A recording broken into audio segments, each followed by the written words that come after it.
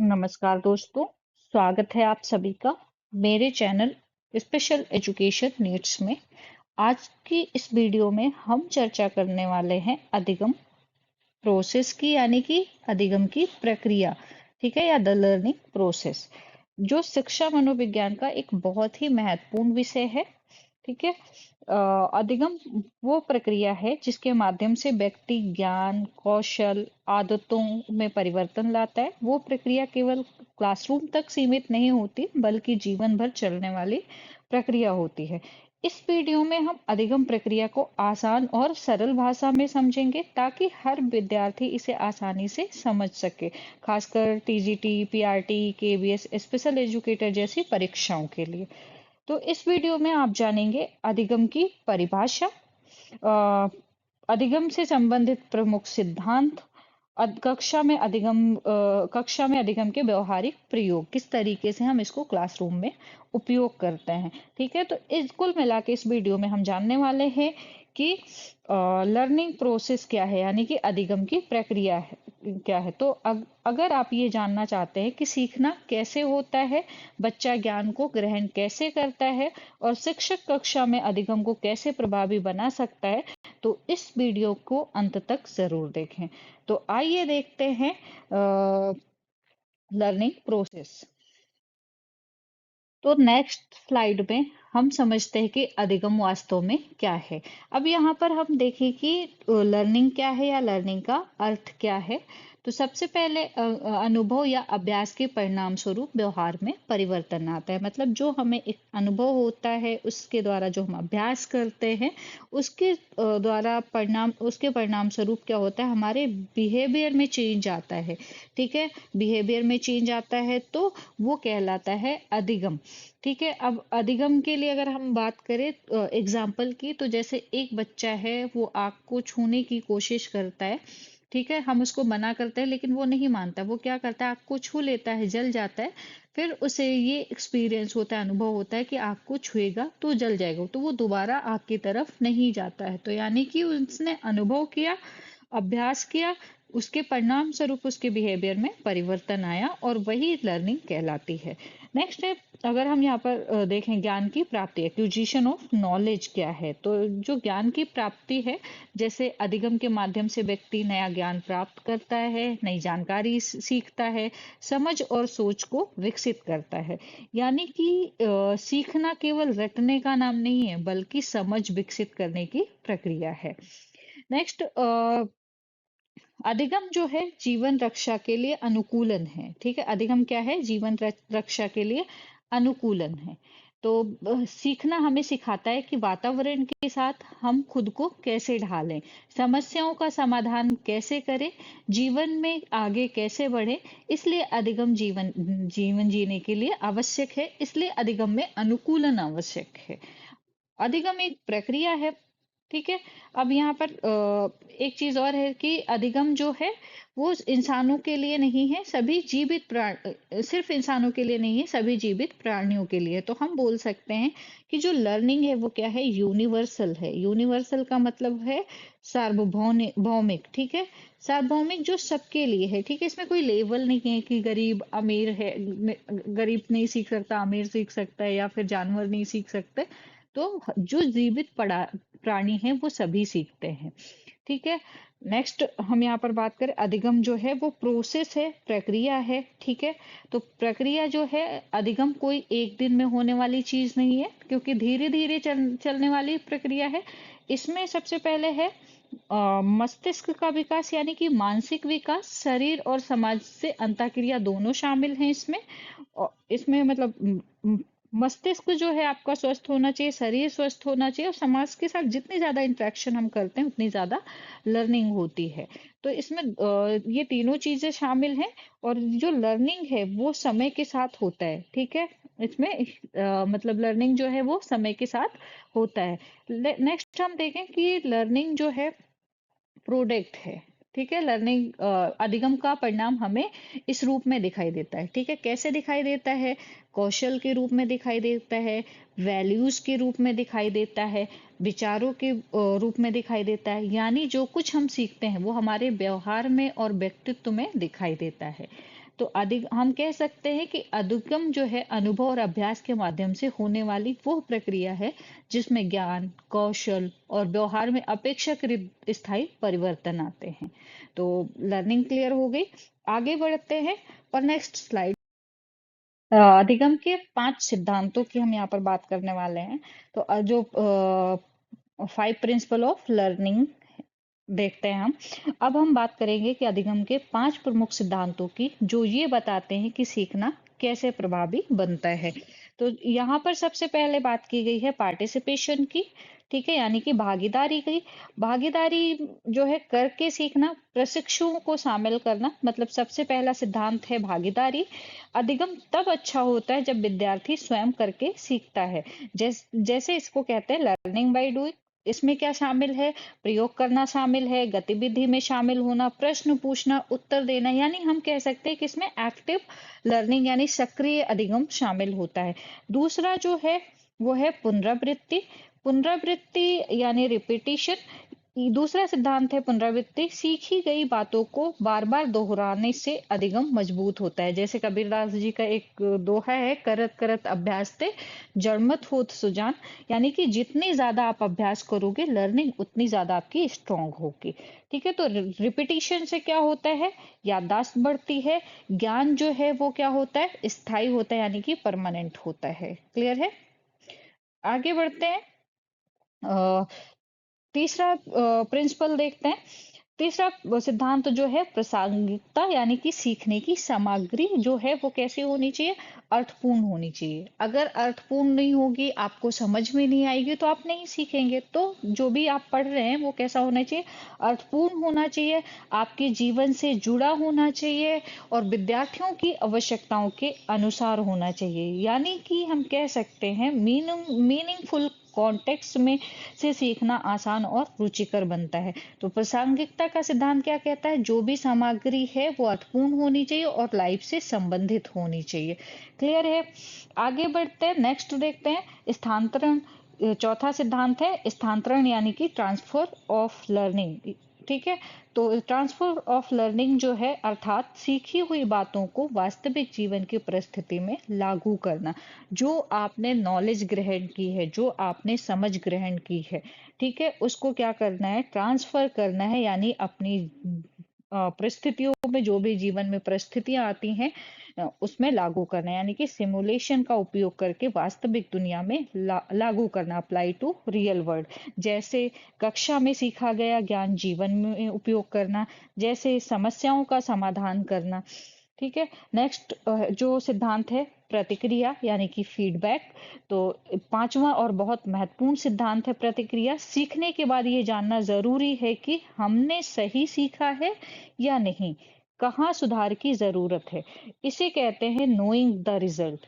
ठीक है, तो ये सुधार के लिए परिणाम जानना, मतलब लर्निंग के लिए फीडबैक जरूरी होती है। जब फीडबैक मिलता है तो उससे हमें ये पता चलता है कि हमारी लर्निंग सही है या फिर हमें कहीं सुधार की जरूरत है।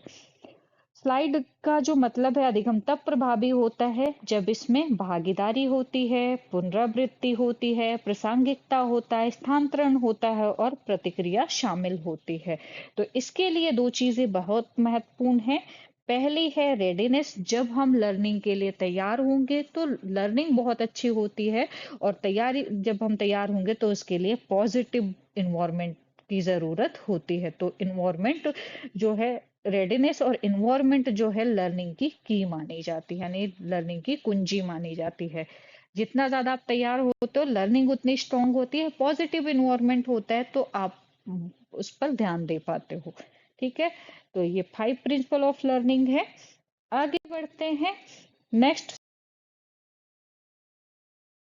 अभी हमने देखा अब तक हमने अधिगम की प्रक्रिया और उसके सिद्धांत समझे। अब हम जानेंगे कि सीखना किन किन क्षेत्रों में होता है।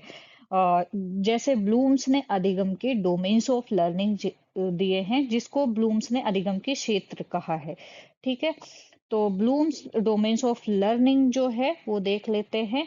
ब्लूम्स के अनुसार अधिगम केवल किताबें याद करना नहीं है, बल्कि ये 3 मुख्य क्षेत्रों में होता है। पहला है कॉग्निटिव, यानी कि हेड। दूसरा है अफेक्टिव, यानी कि हार्ट, तीसरा है साइकोमोटर यानी कि हैंड। ठीक है।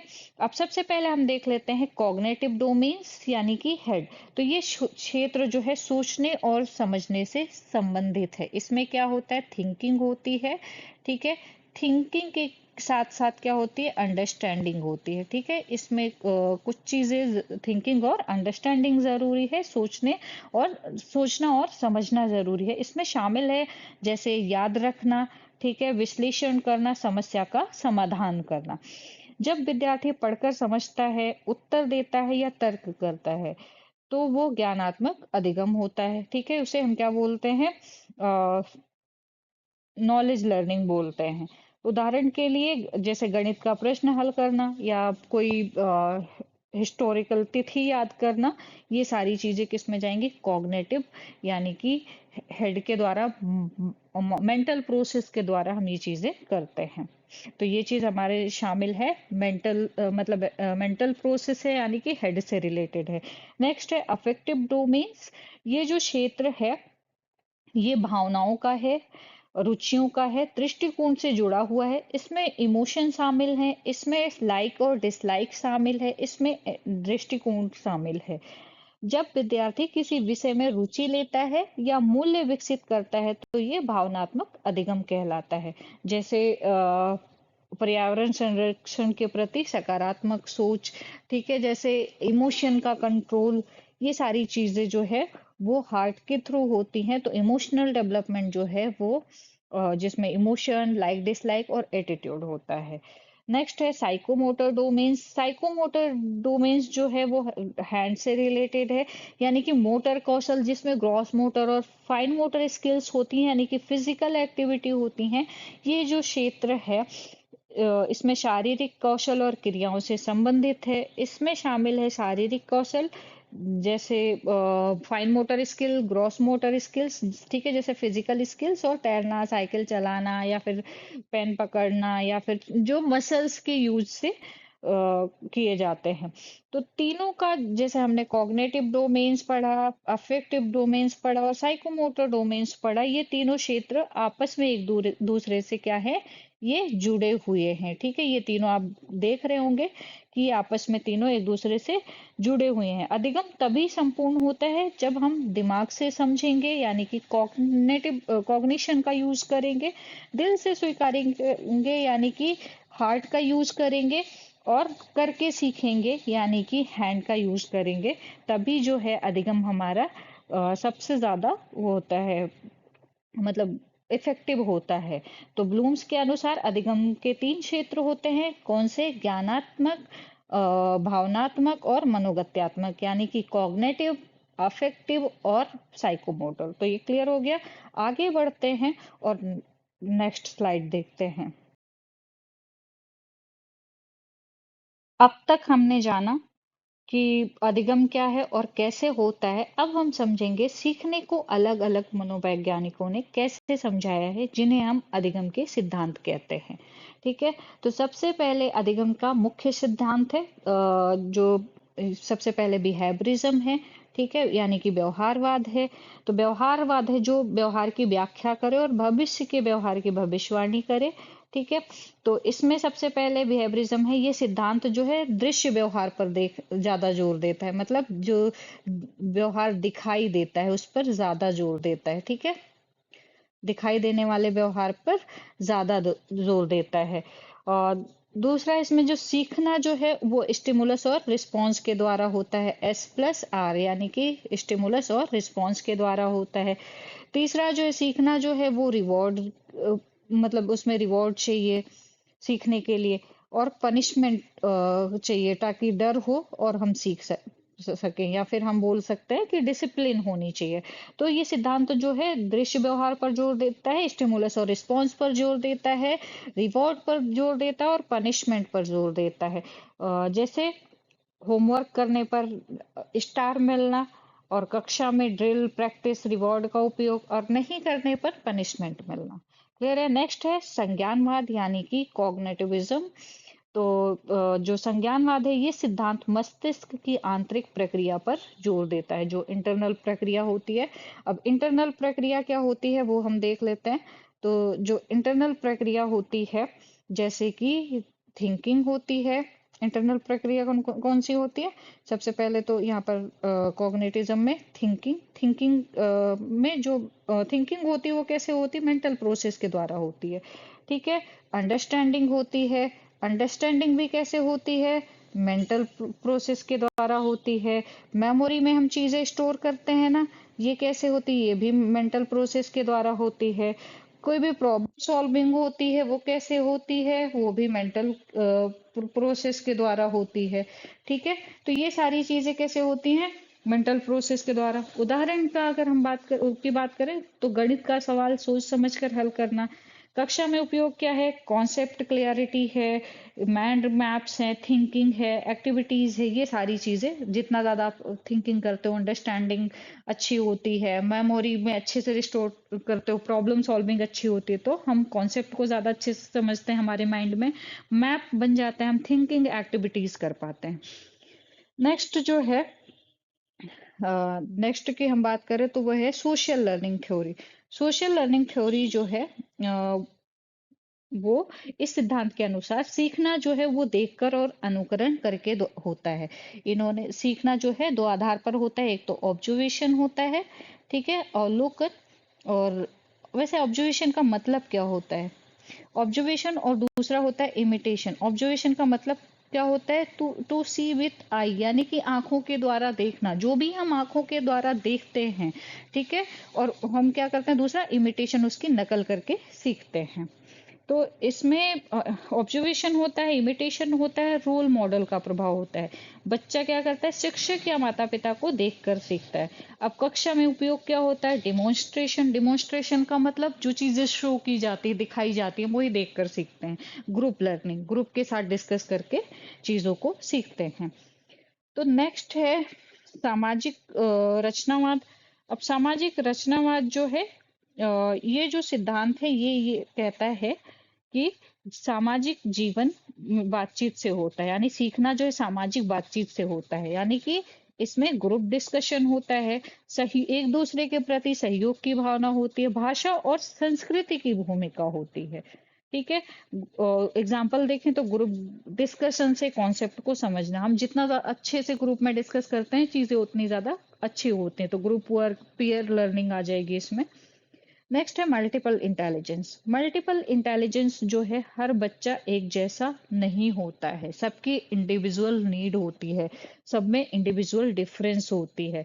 जैसे कोई भाषा में अच्छा है, कोई गणित में अच्छा है, कोई संगीत में अच्छा है, कोई खेल में अच्छा है, सब अलग अलग तरीके की मतलब अलग अलग तरीके के डिफरेंसेस होते हैं सब में।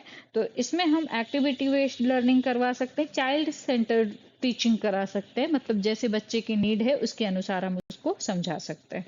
नेक्स्ट है ब्रेन बेस्ड। अब ब्रेन बेस्ड लर्निंग जो है, ये सिद्धांत दिमाग के काम करने के तरीके पर आधारित है। तो इसमें इमोशन प्लस लर्निंग आएगी, स्ट्रेस फ्री लर्निंग आएगी, मतलब लर्निंग जो है वो इमोशन से कनेक्टेड होनी चाहिए। बिना स्ट्रेस के लर्निंग, बिना स्ट्रेस के लर्निंग होती है, इसलिए इन्वायरमेंट जो होना चाहिए वो सेफ होना चाहिए। बच्चों को एक्टिव एंगेजमेंट की जरूरत होती है, मतलब उनको सक्रिय जुड़ाव की जरूरत होती है किसी चीज के साथ। तो कक्षा में उपयोग क्या कर सकते हैं? फन लर्निंग करवा सकते हैं, गेम करवा सकते हैं, स्टोरीज करवा सकते हैं। तो अधिगम के जो प्रमुख 5 सिद्धांत पढ़े आप, व्यवहारवाद, संज्ञानवाद, सामाजिक अधिगम, सामाजिक रचनावाद, बहुबुद्धि और मस्तिष्क आधारित अधिगम। तो ये लर्निंग के बहुत ही ज्यादा महत्वपूर्ण पहलू होते हैं। अब इन सबको हम थोड़ा डिटेल में जानेंगे, इनकी लर्निंग की प्रोसेस जो है वो थोड़ा डिटेल में समझेंगे। तो आइए देखते हैं नेक्स्ट स्लाइड। तो अब हम अधिगम के एक बहुत ही महत्वपूर्ण सिद्धांत व्यवहारवाद को समझेंगे। ये सिद्धांत केवल दिखने वाले व्यवहार पर ध्यान देता है, यानी कि ये जो बिहेवियर है वो किस पर ध्यान देता है? ऑब्जर्वेबल बिहेवियर, जिसको हम देख सकते हैं, जिसका हम अवलोकन कर सकते हैं। तो सबसे पहले हम ये देखें व्यवहारवाद क्या है। व्यवहारवाद के अनुसार सीखना वो परिवर्तन है जो व्यवहार में दिखाई देता है, यानी कि दिमाग के अंदर क्या चल रहा है उस पर जोर नहीं दिया जाता है, यानी जो देखा जा सके वही सीखना है बिहेवियरिज्म के अनुसार। तो इसमें कुछ बातें जैसे इसकी जो मुख्य बातें हैं, लर्निंग जो है अवलोकन योग्य है, इसमें स्टिमुलस और रिस्पॉन्स होता है, रिवॉर्ड और पनिशमेंट होता है, टीचर और सेंटर्ड लर्निंग होती है। ठीक है। अब इसमें पहली है क्लासिकल कंडीशनिंग। तो क्लासिकल कंडीशनिंग जो है वो सिद्धांत किसने दिया था? पैब्लो ने दिया था। ठीक है, आप सबने इससे पहले की वीडियोस में पढ़ लिया होगा पैब्लो के अनुसार जो लर्निंग है।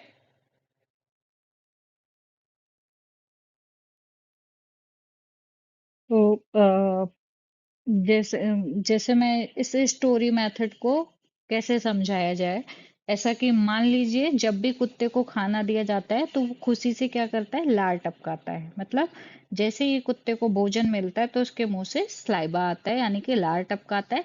अब प्रयोगकर्ता हर बार खाने से पहले घंटी बजाता है। ठीक है। अब इसमें क्या होता है? घंटी क्या है? स्टिमुलस है, यानी कि उद्दीपन है। ठीक है। खाना क्या है? प्राकृतिक उद्दीपन है, नेचुरल स्टिमुलस है। ठीक है। लार आना क्या है? उसका प्रतिक्रिया है। जो लार उसके मुंह से आती है वो उसका उसकी प्रतिक्रिया है। तो कुछ समय बाद क्या होता है? केवल घंटी बजने पर ही कुत्ते के मुंह में लार आ जाती है। इसका मतलब क्या है? सीखना उद्दीपन और प्रतिक्रिया के जुड़ाव से होता है। ठीक है। जैसे क्लासरूम का उदाहरण ले ले तो घंटी बजते ही क्या होता है? बच्चे चुप हो जाते हैं। राष्ट्रीय गीत हम सुनते हैं ना तो हम चुपचाप खड़े हो जाते हैं। तो ये इस चीज का अच्छा उदाहरण है। नेक्स्ट है ऑपरेंट कंडीशनिंग। तो ऑपरेंट कंडीशनिंग जो है वो किसने दिया था? स्किनर ने दिया था। ठीक है, आपने इससे पहले की वीडियो में हमने डिस्कस किया था। आसान भाषा में समझाऊं मैं इसे तो, यहाँ पहले व्यवहार होता है, उसके बाद में क्या होता है? इनाम या सजा मिलती है। ठीक है। तो सबसे पहले इस पे ये देखेंगे। चूहा लीवर दबाता है। ठीक है, ये जो चूहा है ये क्या करता है? लीवर दबाता है। तब उसे क्या करता है? खाना मिलता है। मतलब लीवर दबाना उसका क्या है? एक्शन है। और खाना मिलना क्या है? उसका रिवॉर्ड है। ठीक है, खाना उसको यहाँ पे मिलता है। तो चूहा बार बार लीवर दबाता है, उससे क्या होता है? उसको खाना मिलता है। रिवॉर्ड रिवॉर्ड और पनिशमेंट की बात करें तो इस इनाम जो है उससे क्या होता है? जो बिहेवियर है वो बढ़ता है, यानी कि इंक्रीज होता है। और सजा से क्या होता है? व्यवहार घटता है। जैसे क्लास में सही उत्तर देने पर किसी ने स्टार दे दिया या शाबाशी दे दी, उससे क्या होगा? बिहेवियर अच्छा होगा। और होमवर्क ना करने पर डांट मिलती है, तो ये होता है कि डांट सुन के फिर और कुछ नहीं होगा, तो इससे क्या होगा? बिहेवियर जो है वो डिक्रीज हो जाता है। तो बिहेवियरिज्म का कक्षा में उपयोग की बात करें तो इसमें रिवॉर्ड और पनिशमेंट है, टीचर लेड यानी शिक्षक केंद्रित है, ड्रिल अभ्यास की जरूरत है, जैसे पहाड़े याद करना, बार बार लिखने का अभ्यास। तो व्यवहारवाद के अनुसार अधिगम उद्दीपन प्रतिक्रिया तथा इनाम सजा पर आधारित होता है। अब आप बताओ, आपको क्या लगता है कि हर तरह का सीखना केवल इनाम और सजा से होता है या फिर नहीं? आप मुझे कमेंट सेक्शन में जरूर बताएं। आगे बढ़ते हैं। और नेक्स्ट नेक्स्ट प्रोसेस है कॉग्निटिविज्म, यानी कि संज्ञानवाद की। तो संज्ञानवाद जो है अ, उनका मानना है कि मस्तिष्क क्या है? एक कंप्यूटर है। संज्ञानवाद के अनुसार मस्तिष्क एक कंप्यूटर की तरह कार्य करता है। संज्ञानवाद के अनुसार सीखना केवल बाहरी व्यवहार नहीं है, जबकि बिहेवियरिज्म का मानना है कि जो बाहरी बिहेवियर है, जो दिखता है, वो लर्निंग कहलाता है। लेकिन संज्ञानवाद का मानना है कि मस्तिष्क जो है, मस्तिष्क के अंदर होने वाली मानसिक प्रक्रियाओं का परिणाम, यानी कि जो रिजल्ट आता है मेंटल प्रोसेस का, उसका परिणाम जो होता है वो सीखना कहलाता है। तो इसमें कुछ चीजें होती हैं, जैसे इनपुट होता है, प्रोसेसिंग होती है और आउटपुट होता है। सीखने में जो भी जानकारी हमें मिलती है, इनपुट का मतलब होता है जो भी जानकारी हमें मिलती है। अब कैसे मिलती है? जो भी देखकर, सुनकर, पढ़कर, अनुभव से। ठीक है, वो कहलाता है इनपुट। यानी कि टीचर ने बोर्ड पर सवाल लिखा, वो क्या कहलाएगा? इनपुट कहलाएगा। ठीक है। प्रोसेसिंग क्या है? चिंतन क्या है? प्रसंस्करण या चिंतन। यहाँ असली लर्निंग होती है इस चरण में। इसमें क्या शामिल है? सोचना, समझना, तुलना करना, विश्लेषण करना, यादों से जोड़ना।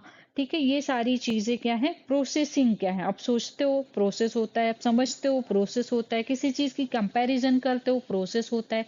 एनालिसिस करते हो, प्रोसेस होता है, यादों से उसको जोड़ते हो, कोडिंग करते हो, तब ये प्रोसेस होता है। तो बच्चा सोचता है ये सवाल पहले वाले से कैसे जुड़ा है, यानी कि प्रोसेसिंग हो रही है। फिर आता है आउटपुट। तो जो आउटपुट है, जो हमारे जवाब या व्यवहार या क्रिया के रूप में दिखता है। उदाहरण के लिए हम जो उत्तर देते हैं, समस्या हल करते हैं, समझा कर बताते हैं, वो सारी चीजें आउटपुट कहलाती हैं।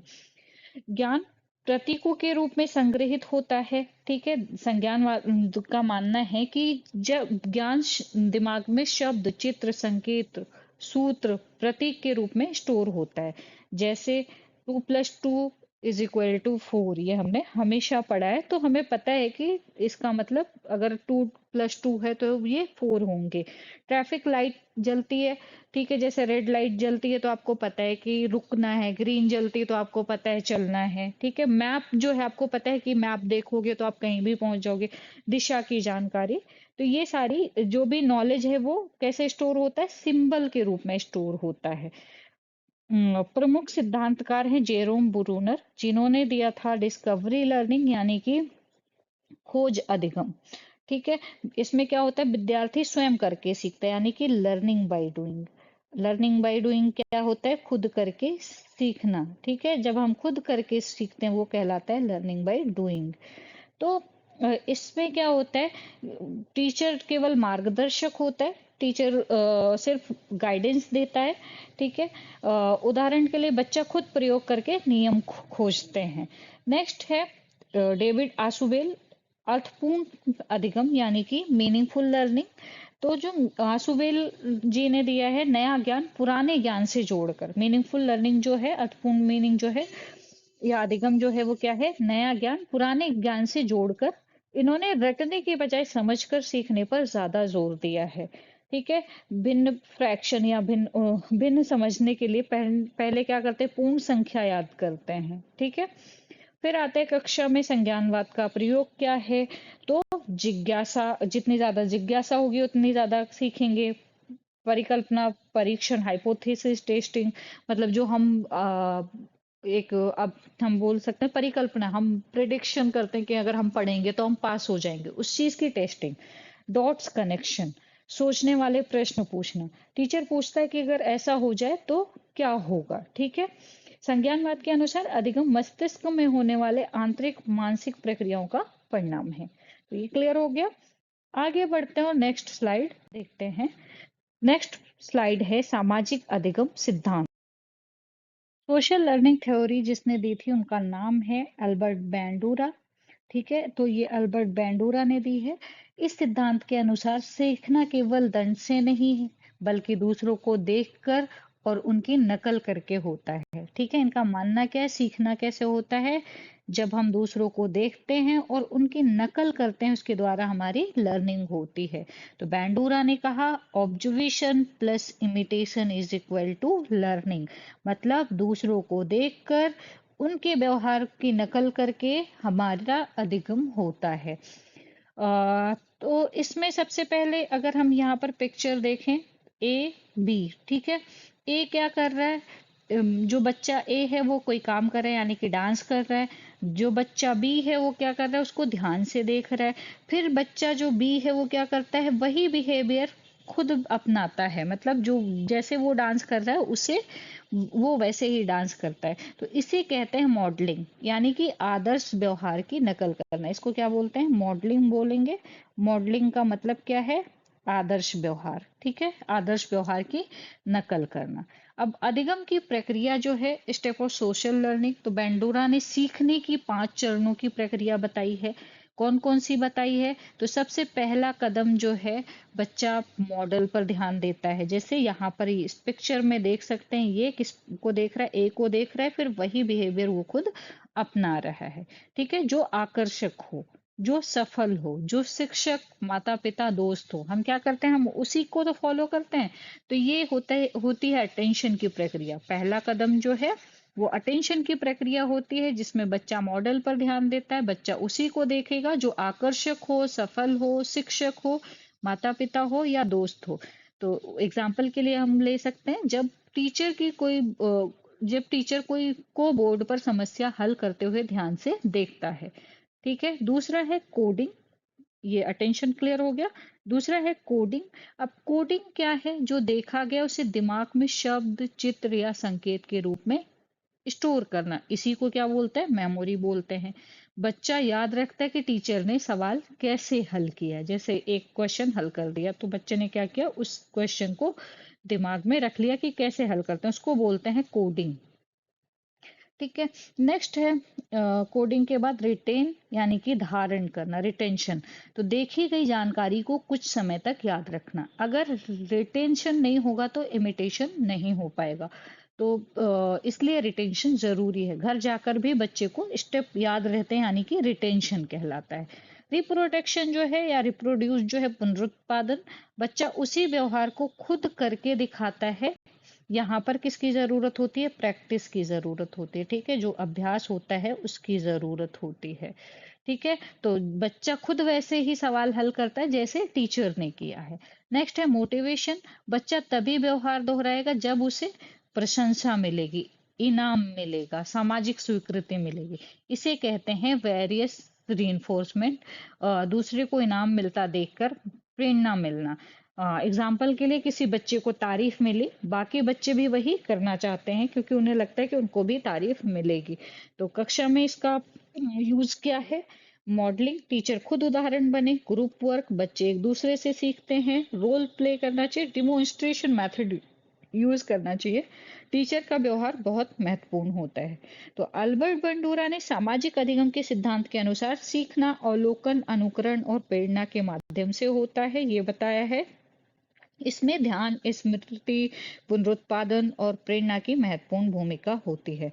यानी कि देखकर और नकल करके सीखना सामाजिक अधिगम कहलाता है। तो ये क्लियर हो गया। आगे बढ़ते हैं और देखते हैं नेक्स्ट स्लाइड। नेक्स्ट स्लाइड है सामाजिक रचना, यानी कि सोशल कंस्ट्रक्ट। इसके सोशल कंस्ट्रक्टिविज्म के जो प्रवर्तक हैं जिन्होंने ये थ्योरी दी है वो है लेव वाइगोस्की। ठीक है, इनका नाम क्या है? लेव वाइगोस्की है।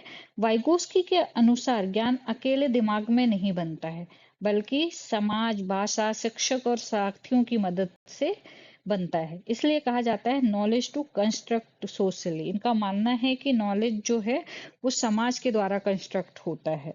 ठीक है, अब इसमें डायग्राम का के स्टेप बाय स्टेप हम देखते हैं।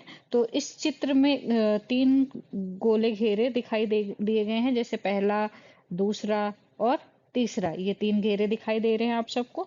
इसे कहते हैं सबसे पहला भीतरी घेरा जो है मैं कर सकता हूँ, यानी कि आई कैन डू। जो काम बच्चा अकेले बिना मदद के कर सकता है, इसको बोलते हैं एक्चुअल डेवलपमेंट लेवल। ठीक है, इसको क्या बोलते हैं? Actual development level. अब एक्चुअल डेवलपमेंट लेवल क्या है? अ, इसको वास्तविक विकास का क्षेत्र बोलते हैं। ठीक है, क्या बोलते हैं? वास्तविक विकास का क्षेत्र। बच्चा जैसे उदाहरण के लिए 1 से 10 तक खुद जोड़ सकता है। दूसरा जो घेरा है इसको बोलते हैं इसमें क्या है? दूसरा जो घेरा है मध्य घेरा बोलते हैं। ये जो दूसरा घेरा आप सबको दिखाई दे रहा है ये है मध्य घेरा। अब मध्य घेरा क्या है? मैं मदद से कर सकता हूँ, I can do with help. ठीक है, मैं जो भी चीज कर सकता हूँ मदद से। जो काम बच्चा अकेले नहीं कर सकता लेकिन शिक्षक, दोस्त की मदद से कर सकता है, यही सबसे महत्वपूर्ण भाग है। और इसी को क्या बोलते हैं? Zone of proximal development. Zone of proximal development में जो मदद करता है, मदद स्कैफोल्डिंग कहलाती है। ठीक है, स्कैफोल्डिंग क्या होता है? शिक्षक या साथियों द्वारा दी गई सपोर्ट। अब शिक्षक और साथियों के द्वारा दी गई सपोर्ट जो होती है वो कौन सपोर्ट देता है? उसको बोलते हैं MKO। ठीक है, MKO का फुल फॉर्म क्या है? More knowledgeable other. ठीक है, क्या है? More knowledgeable other. तो मोर नॉलेजेबल अदर का मतलब क्या है? जो हमसे ज्यादा नॉलेजेबल हो। ठीक है, वो क्या करता है? इसका फोल्डिंग देता है। इसका फोल्डिंग जो होता है, जैसे घर बनता है तो उसके नीचे वो लकड़ी लगाते हैं ना फोर्स के लिए, फिर जब वो घर मजबूत हो जाता है, छत मजबूत हो जाती है तो वो निकाल लेते हैं। तो वैसे ही इसका फोल्डिंग होती है, जब तक जरूरत होती है तब तक हेल्प देते हैं, उसके बाद क्या करते हैं? इसका फोल्डिंग मतलब उस मदद को हटा देते हैं। ठीक है, तो दूसरा घेरा समझ में आ गया। इसका फोल्डिंग ये सबसे महत्वपूर्ण है, zone of proximal development. ZPD क्या है? वो क्षेत्र जिसमें बच्चा सहायता से सीख सकता है। एग्जाम्पल क्या होगा? दो डिजिट एडिशन जैसे टीचर की हेल्प से कर लेता है बच्चा। फिर आता है बाहरी घेरा। ठीक है, अब बाहरी घेरा क्या है? तो जो काम बच्चा मदद के बाद भी नहीं कर पाता है, अभी लर्निंग उसके लिए रेडी नहीं है, मतलब छोटा बच्चा अलजेब्रा नहीं कर सकता।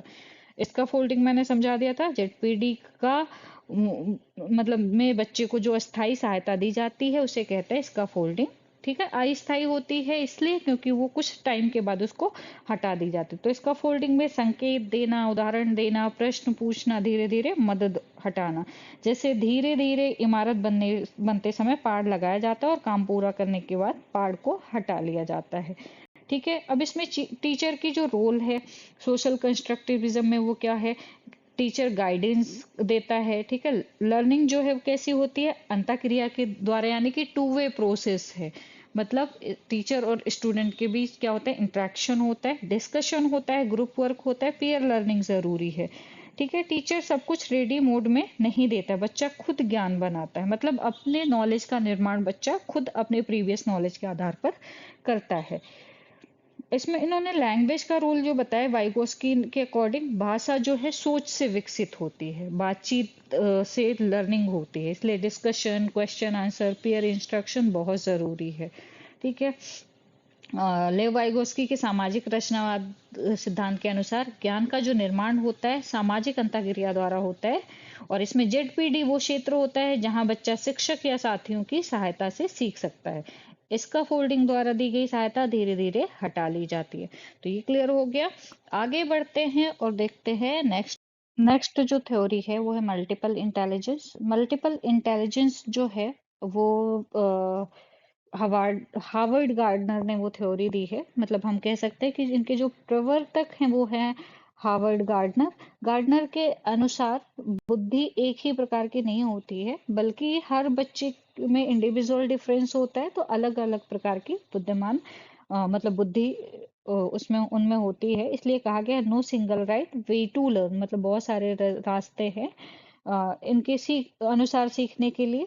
तो हम ये इस डायग्राम के माध्यम से समझते हैं। सबसे पहले है लिंग्विस्टिक इंटेलिजेंस। लिंग्विस्टिक इंटेलिजेंस जो है इसमें क्या होता है?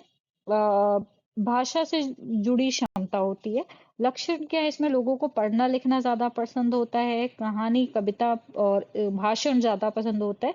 ऐसी जो बुद्धि पाई जाती है वो राइटर में पाई जाती है। ठीक है, उसके अलावा पोएट में पाई जाती है। उसके अलावा जो टीचर होते हैं टीचर में पाई जाती है।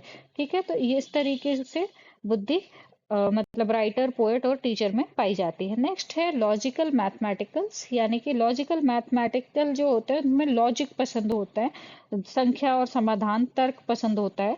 लक्षण क्या होते हैं? गणित में रुचि होती है, पजल्स हल करने में, समस्याओं का समाधान करने में ज्यादा मजा आता है। तो उदाहरण ऐसा क्या होता है? किसमें होती है? साइंटिस्ट में होती है ऐसी बुद्धि। ठीक है, उसके अलावा इंजीनियर में पाई जाती है। उसके अलावा गणितज्ञ में पाई जाती है, जो मैथमेटिशियन होते हैं उनमें पाई जाती है। फिर है विजुअल स्पेशियल। विजुअल स्पेशियल जो है चित्र, नक्शे और कल्पना की क्षमता ऐसे लोगों में ज्यादा होती है। चित्र बनाना, नक्शा समझना, तो ऐसी जो बुद्धि होती है वो चित्रकार में पाई जाती है, यानी कि पेंटर में पाई जाती है। ठीक है, उसके अलावा वास्तुकार में पाई जाती है। उसके अलावा डिजाइनर में पाई जाती है। ठीक है, शारीरिक गतिशील बुद्धि, बॉडीली काइनेस्थेटिक, ऐसी बुद्धि जो होती है शरीर का कुशल प्रयोग होता है इसमें, खेल, नृत्य, हाथ से काम करना, मसल्स का यूज लेना। ठीक है, ऐसी जो बुद्धि होती है वो स्पोर्ट्समैन में पाई जाती है। स्पोर्ट्समैन के अलावा डांसर में पाई जाती है, अभिनेता में पाई जाती है। ठीक है, फिर है म्यूजिकल इंटेलिजेंस। म्यूजिकल इंटेलिजेंस जो है ध्वनि और लय की समझ होती है। लक्षण क्या होता है? गाना और संगीत को पहचानना। तो ऐसी जो बुद्धि होती है वो सिंगर में पाई जाती है। ठीक है, सिंगर में और म्यूजिक कंपोजर में पाई जाती है। फिर है अंतर्वैयक्तिक। अंतर्वैयक्तिक जो है इंटरपर्सनल इंटेलिजेंस, दूसरों को समझने की क्षमता, यानी कि सोशल स्किल्स अच्छी होती है, नेतृत्व लीडरशिप की भावना अच्छी होती है, टीम वर्क अच्छा करते हैं ऐसे लोग। तो ऐसी जो बुद्धि होती है वो टीचर में पाई जाती है। टीचर के अलावा और किन में पाई जाती है? नेता में पाई जाती है, ठीक है, काउंसलर में पाई जाती है। फिर है इंट्रापर्सनल, जो खुद के बारे में ज्यादा सोचते हैं, खुद को समझने की क्षमता ज्यादा होती है, खुद के स्किल्स क्या हैं, खुद कैसे आगे बढ़ सकते हैं। तो ऐसे लोग आत्म चिंतन, अकेले रहना, काम करना ज्यादा पसंद करते हैं। ऐसी जो बुद्धि होती है दार्शनिक लेखक में ज्यादा पाई जाती है। फिर है नेचुरलिस्ट इंटेलिजेंस। ऐसे लोग जो होते हैं प्रकृति के साथ जुड़ाव ज्यादा होता है इनका, पेड़ पौधों जानवरों में रुचि ज्यादा होती है। ऐसी बुद्धि जो होती है फॉर्मर और पर्यावरणविद में पाई जाती है। ठीक है। तो हार्वर्ड गार्डनर के अनुसार जो बहुबुद्धि सिद्धांत है, उनके अनुसार बुद्धि क्या है, अनेक प्रकार की होती है। व्यक्ति में कई प्रकार की बुद्धियां पाई जाती हैं, जिनका स्तर जो है वो अलग अलग होता है, इसलिए सीखने का कोई सही तरीका नहीं है। शिक्षण को क्या चाहिए? बाल केंद्रित शिक्षा बनानी चाहिए। हर बच्चा अलग तरह से बुद्धिमान होता है, ये मानना है हार्वर्ड गार्डनर का। नेक्स्ट जो थ्योरी है मस्तिष्क आधारित अधिगम, इसकी प्रोसेस देख लेते हैं। तो ब्रेन बेस्ड लर्निंग, यानी कि ब्रेन बेस्ड लर्निंग जो है जिसमें न्यूरो साइंस प्लस एजुकेशन होता है। ठीक है, न्यूरो साइंस और एजुकेशन होता है। तो न्यूरो साइंस और एजुकेशन, इसका मतलब क्या होता है? बच्चा कैसे सीखता है, ये उसके मस्तिष्क के काम करने के तरीके पर डिपेंड करता है, किस तरीके से उसका ब्रेन काम करता है उस पर डिपेंड होता है। टीचिंग को ब्रेन का जो नेचुरल फंक्शनिंग के हिसाब से डिजाइन किया जाता है। ठीक है। मस्तिष्क सबसे अच्छा तब सीखता है जब वो सक्रिय और तनाव मुक्त होता है, जब कोई चिंता नहीं होती है, जब पॉजिटिव माइंड के साथ और एक्टिव तरीके से हम सीखते हैं तो ज्यादा अच्छे से सीख पाते हैं। तो इसमें सबसे पहले है सुरक्षित वातावरण। ठीक है, सेफ इन्वायरमेंट। सेफ इन्वायरमेंट का मतलब होता है जब बच्चा खुद को सेफ फील करता है तभी ब्रेन ओपन होता है उसका। इसका मतलब है डर नहीं है, डांट फटकार नहीं है, रिस्पेक्ट और एक्सेप्टेंस है।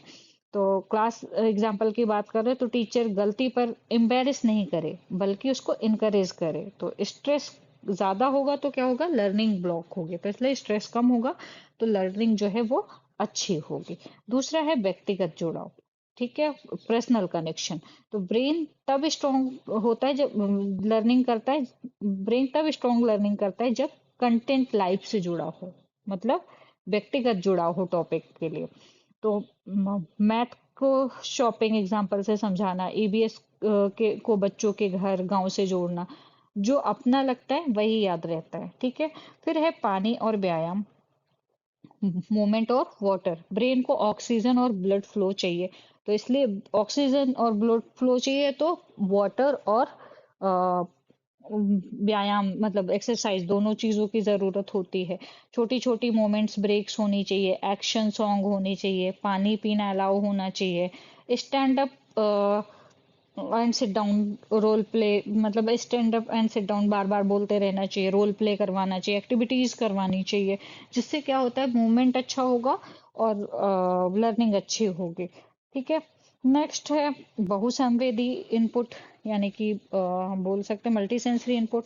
मल्टी सेंसरी इनपुट का मतलब होता है ब्रेन सिर्फ सुनकर नहीं बल्कि देखकर, छूकर, सुनकर, बोलकर अच्छा सीखता है। तो उसके लिए यूज कर सकते हैं विजुअल, चार्ट पिक्चर, ऑडिटरी में स्टोरी और राइम, काइनेस्थेटिक में एक्टिविटी और हैंड्स ऑन लर्निंग एक्टिविटी करवा सकते हैं, हाथ के द्वारा लर्निंग का मतलब जो भी एक्टिविटी होती है, गतिविधि होती है, उनको करवा सकते हैं। फिर है सोशल लर्निंग। अब सोशल लर्निंग क्या होती है? तो इसमें क्या है, सोशल लर्निंग में या ग्रुप लर्निंग जो है, ब्रेन सोशल इंटरेक्शन से ज्यादा एक्टिव होता है। ठीक है, जितनी ज्यादा आप लोगों से बातचीत करते हो ब्रेन जो है वो ज्यादा एक्टिव होता है। ग्रुप डिस्कशन है, पेयर वर्क है, पेयर टीचिंग है। ठीक है। तो सब हम ये कह सकते हैं स्लाइड को देख के या इस थ्योरी को पढ़ के कि मस्तिष्क सबसे अच्छा तब सीखता है जब वो सक्रिय होता है।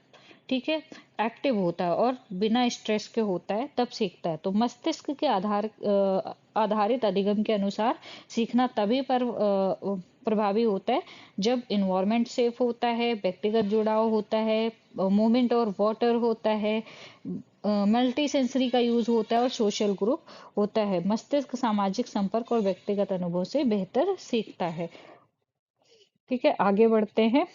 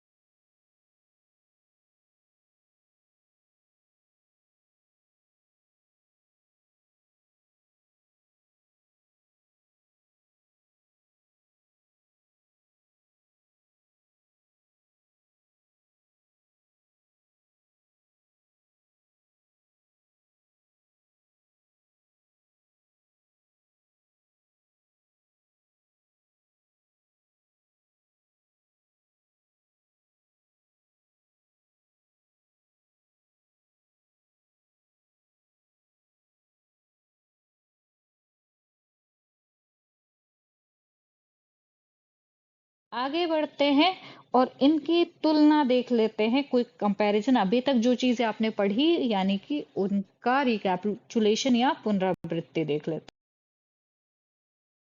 तो इसमें सबसे पहले सिद्धांत, मुख्य विचार और टीचर, ये टीचर रोल, ये तीनों चीजें देखेंगे। तो सबसे पहले हम व्यवहारवाद की देखें तो इसका जो मुख्य विचार है अवलोकन योग्य व्यवहार है, यानी जो व्यवहार दिखाई देता है वही अधिगम माना जाता है, मतलब ऑब्जर्वेबल बिहेवियर, अवलोकन योग्य व्यवहार।